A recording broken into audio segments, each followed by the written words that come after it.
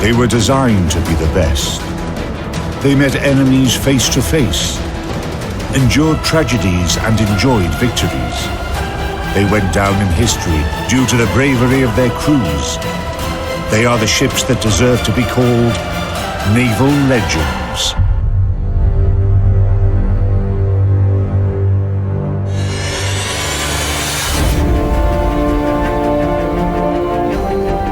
In this episode, USS The Sullivans, the second life of the heroic brothers.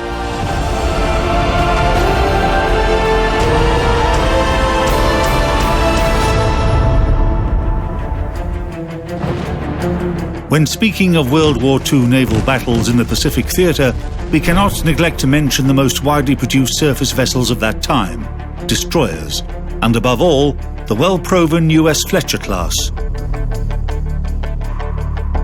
The Fletcher class was designed in 1939, and 175 Fletcher-class destroyers were commissioned from March 1941 to September 1944, more than any other destroyer class in the global shipbuilding industry. The Fletchers proved to be excellent combat vessels, and perhaps the best destroyers in World War II. The Fletchers were a good combination of seakeeping and capability, and the basic design became modified over time to make the gearing and Sumner-class vessels as well. Fletchers hung around in service until the mid to late 1960s, and 3 of them are preserved now. One of the remaining Fletchers is now anchored in Buffalo, New York. The DD-537 has quite an unusual name. For the first time in the history of the US Navy, a ship was named in honor of several people, the 5 Sullivan brothers. This is one of the most dramatic stories of any American family during World War II. The 5 Sullivan brothers enlisted in the US Navy in 1942 with a stipulation that they serve together. Despite the policy separating siblings exercised by the Navy, they were assigned to the light cruiser USS Juneau. On November 13, 1942, during the naval battle of Guadalcanal, Juneau was sunk by a Japanese submarine. The rescue operation to search for those who survived the attack was arranged only 8 days later. By that time, only 10 sailors were still alive. Unfortunately, none of the Sullivan brothers survived. 3 of them died instantly in the explosion of Juneau, and 2 drowned later while waiting for rescue. President Franklin Roosevelt sent a condolence letter to the parents of the brothers, and eventually the sole survivor policy was adopted in the USA. This policy was designed to protect members of a family from the draft or from combat duty if they had already lost family members in military service. In October 1942, in honor of the Sullivan brothers who lost their lives in action, a destroyer originally laid down as Putnam was renamed the Sullivans. On April 4, 1943, the ship was officially launched in the presence of Aletta Sullivan, the mother of the brothers. The Sullivans was commissioned in September 1943. Total displacement 2,924 tons, length about 115 meters, beam 12 meters, draft more than 4 meters. Armament 5 times 127 millimeters, Mark 12 dual-purpose guns in 5 turrets. 2 times 533 millimeters, quintuple torpedo tubes. 6 times K gun depth charge throwers and depth charge tracks. Anti-aircraft artillery, 5 times 40 millimeters, twin Bofors guns. 7 times 20 millimeters, Oerlikon cannons. Maximum speed, 35 knots. Range, 6,500 nautical miles at 15 knots. The living conditions on board this destroyer were very Spartan by American standards. Ice cream and soda, enjoyed by crews of battleships and aircraft carriers, would rarely be found on the Sullivans. The crew members were housed in narrow crew quarters and small cabins, with virtually no privacy. compared to the crews of larger vessels, the ship's company of a destroyer faced much greater danger. In battle, these ships would be the first line of defense, protecting the aircraft carriers, battleships, and transport ships. However, the Fletcher-class destroyers could boast favorable survivability and other respectable characteristics. The Fletchers were originally designed for ocean communications. The Sullivans could get to San Francisco from Tokyo across the Pacific Ocean without refueling. This was quite favorable self-sustainability. These vessels could escort battleships and aircraft carriers thousands of miles away from their bases. Emergency diesel generators located in the bow and stern areas could be operated as alternatives to the main power plant in case of its breakdown.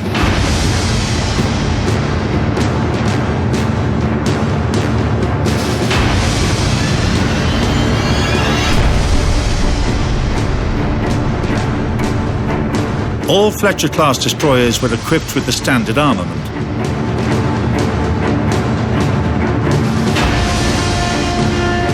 However, the number of weapons, especially of the anti-aircraft artillery, changed many times. There were no two equally armed Fletchers. Their armament depended on the time period, the purpose of the destroyer, and its action area. Destroyers found equal service in the Atlantic and in the Pacific. Of course, in the Atlantic, the primary threat was the U-boat. So at that point, the most important weapon became ASDIC, or sonar, and the depth charges. In the Pacific, of course, it's different. The primary threat there was aircraft. So destroyers finding themselves in the Pacific often found themselves sprouting additional anti-aircraft weaponry to deal with this unique threat. To fight against enemy submarines in the Atlantic Ocean, the Fletcher-class destroyers were equipped with K-gun depth charge throwers on the sides and stern depth charge racks with special rails. At the end of the war, the destroyers were equipped with Hedgehog anti-submarine mortars. The bombs exploded on contact with the hull of the submarine. Sonars were used to search for submarines. This was perfection of sonar came a long way during World War II. It was very difficult to detect the submarine once it had dived under the surface. And by sending out sound waves, if it did detect a submarine, these waves would be bounced back to the receiver. It would show the ship the direction of the submarine and also the distance.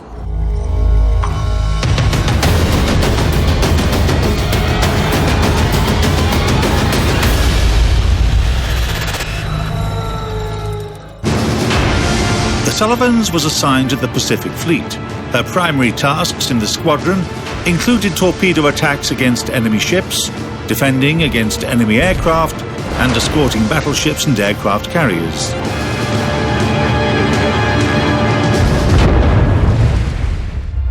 They could find themselves zigzagging through the large battery gunshots of cruisers and battleships in order to attempt to make a torpedo attack. With 10 torpedo tubes, a single salvo from a Fletcher-class ship would be a serious threat to any capital ship on the opposing side.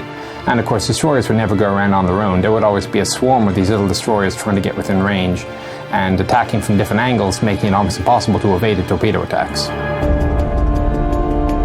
Torpedo armament was as important for destroyers as their main guns. At first, the Mk-15 torpedoes had very low efficiency. In some cases, they did not explode even when they achieved a direct hit on the target. However, by the time the Sullivans was commissioned and joined the Pacific Fleet, US engineers had managed to dramatically increase the efficiency of torpedoes. One of the great problems when dealing with their Japanese counterparts, especially in a surface duel, was the range and quality of the American torpedoes. The Japanese had a far superior weapon system in the Long Lance, which was a massive ship killer and had huge range. However, with the advantages of fire control system, they could at least detect the enemy at night, and all of a sudden by the end of the war, the balance of power amongst surface action duels at night had reverted back to the US Navy. And of course, right at the front, with the first radar system of the entire fleet in the area that the Japanese would meet, would be a destroyer. The story was the same with detection of enemy aviation.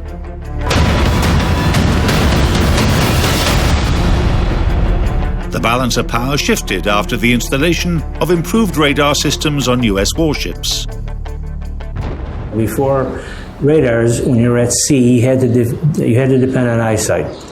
The one who could see the target best at the beginning had the edge. They would develop fine optics and telescopes and put them in the fire control instruments. The Japanese had better optics at the beginning, and they could see us before we could see them. When we had radar, we could see them before they could see us. But on the Fletchers, it was a very important part of their three-pronged systems that they could use to attack targets, because they could use them for land targets, sea targets, and air targets. Okay, that was the whole mission of a ship like this, full of various weapon systems, and they had to bring it into contact with the enemy, and then the weapons would be able to fulfill their purpose. From the moment the Sullivans joined the Pacific Fleet until the end of World War II, she actively participated in combat operations. The ship protected the main fleet forces during the liberation of the Marshall Islands, fought off Japanese aircraft during the assault of Roy and Namur Islands, and fired at Western fortifications on Iwo Jima. The Sullivans proved herself against the elements as well. In 1944, she was battered by a powerful storm near Ulithi Atoll. In October 1944, the Sullivans were escorting aircraft carriers that had participated in raids on Formosa and Ryukyu. In the evening of October 12, the destroyer's radar detected enemy aircraft approaching from the north. Less than an hour later, US ships were attacked by 5 Japanese squadrons, approximately 60 aircraft. As darkness fell, Japanese planes used illuminating flares burning with a ghostly light. Their fire and smoke and the explosions of falling planes lit the battle with a sinister, flickering glow.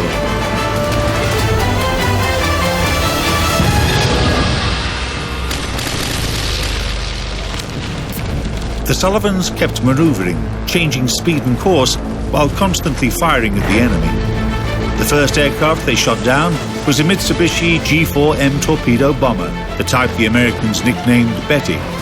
In total, during the 6-hour battle, the destroyer chalked up 6 enemy planes.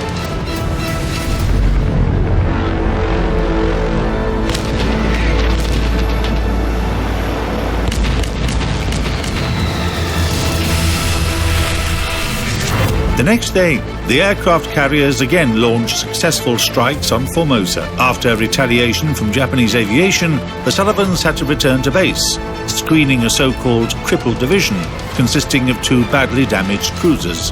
On their way home, the convoy came under attack once again. The Japanese were determined to finish off the US cruisers at any cost. During this engagement, the Sullivans shot down 2 Francis aircraft, but only after one of them managed to score another torpedo hit against USS Houston. After the battle, the crew of the destroyer rescued more than 100 sailors from the heavily damaged Houston and provided medical care to the wounded. For his part in this operation, the ship's commander received his first Silver Star, while the Sullivans was awarded one of her 9 battle stars. The end of the war found the Sullivans at the Mare Island Naval Shipyard, California, where she was undergoing an overhaul. With the return of peace, the Navy's need for warships was greatly reduced. For this reason, at the beginning of 1946, soon after the repairs, the Sullivans was decommissioned and mothballed. The Sullivans remained mothballed at San Diego until the beginning of the Korean War. On July 6, 1951, she was recommissioned.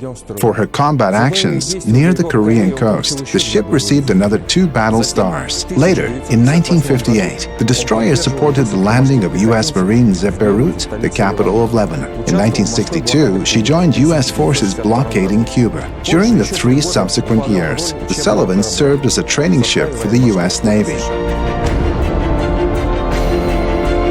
A destroyer of the latest Arleigh Burke class has now the glorious name the Sullivans. As for the legendary DD-537, since 1977, she has been a part of the 3rd Fleet of the World, an international association of museum ships. The ship is currently anchored at the Buffalo and Erie County Naval and Military Park, and anyone interested in naval history is welcome to come aboard.